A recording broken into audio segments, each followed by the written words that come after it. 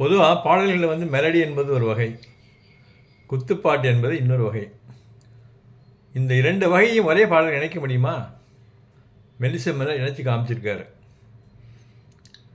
பாடல் 1968ஆம் ஆண்டு வெளிவந்த என் தம்பி என்ற திரைப்படத்தில் இடம்பெற்ற ஐயையா மெல்லத்தட்டு.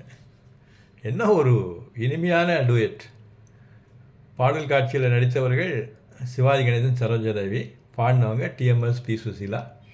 பாடல் எழுதினவர் கவிஞர் கண்ணதாசன். பாடல் ஆரம்பிக்கும் போது சுசீலா ஆரம்பிப்பாங்க. அது வந்து ரொம்ப மெலோடியஸாக ஆரம்பிப்பாங்க.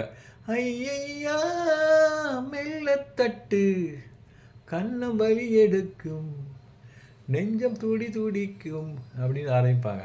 அவர் பாடி முடித்த உடனே சிட்டுமாடி ஐயையா மெல்லத்தட்டுன்னு பல்லவி முடிப்பாங்க. இப்போ அனுபல்லவி வந்து டிஎம்எஸ் பாடுறாரு. டிஎம்எஸ் பாடும்போது திடீர்னு ஒரு வேறு லெவலுக்கு போயிடுவார். வண்ணக்கண்டாங்கி டூ டூ டூ டூ அது பாட்டு திடீர்னு வேறு லெவலுக்கு போய்ட்டு அந்த பாட்டு என்ன இந்த முதல்ல இப்படி ஆரம்பிச்சு இப்படி போயிருக்காருன்னு பார்த்தா அவர் திரும்பி அந்த டப்பாங்குத்து ஸ்டைலில் பாடி முடிச்சு மறுபடியும் வந்து சிங்காரி சின்ன சிட்டு அதே மாதிரி சுசீலா மாதிரி அதே மெலடியில் அவர் சேர்ந்துப்பார். இவ்வளோ ஒரு அழகான ஒரு அமைப்பு. அந்த பாடல் முழுக்கவே அந்த மெலடியும் அந்த குத்து பாட்டும் மாறி மாறி வரும்.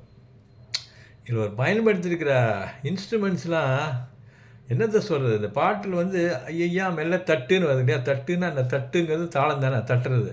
அதனால் அந்த பாடல் முழுக்க தாளங்களுடைய ஆக்கிரமிப்பு அந்த அளவுக்கு இருக்குது.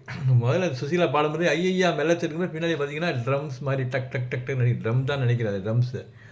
அது மாதிரி ஒவ்வொரு இந்த பாடலில் ஒவ்வொரு வரியை முடித்த அப்புறமும் ஒரு இசை ஒன்று வரும்.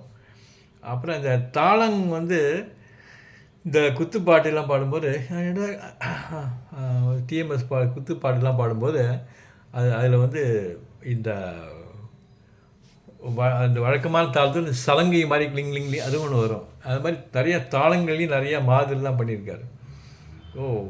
இன்ஸ்ட்ருமெண்ட்ஸு ஒவ்வொரு வரியை கேட்கும்போது பின்னால் பாருங்கள் இவ்வளோ இன்ஸ்ட்ருமெண்ட்ஸு இல்லை தாளங்களே ஒரு 3-4 வெரைட்டி வர மாதிரி எனக்கு தெரியுதா. இது வந்து ஸ்டீரியோவில் போட்டால் தான் இந்த பாட்டு என்னுடைய முழு பரிமாணமும் தெரியும். அன்ஃபார்ச்சுனேட்லி அந்த காலத்தில் ஸ்டீரியோ இல்லை. அதோடு இல்லாமல் ஒவ்வொரு வரியும் முடியும் போது ஒரு மியூசிக் கொடுப்பாரு.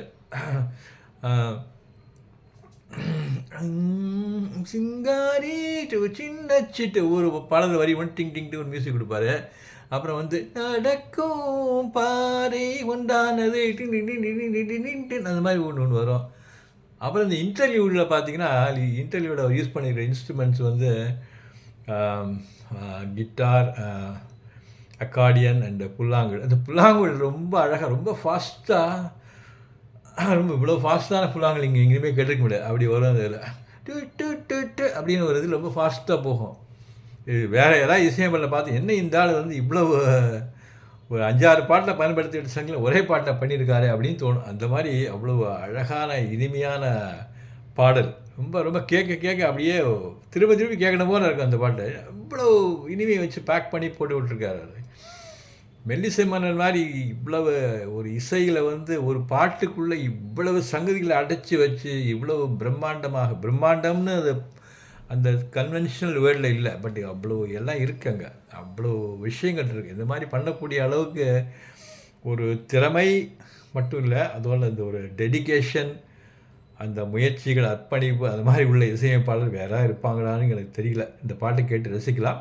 நான் 2 இணைப்பு கொடுத்துருக்கேன். ஒரு இணைப்பு வந்து வீடியோவோட, அது தவிர இன்னொரு ஆடியோ இணைப்பு இருக்குது. அதில் வந்து ரொம்ப சவுண்ட் ரொம்ப கிளியராக கேட்கும். ஆனால் அதையும் கொடுத்துருக்கேன். 2 கேட்டு ரசியுங்கள்.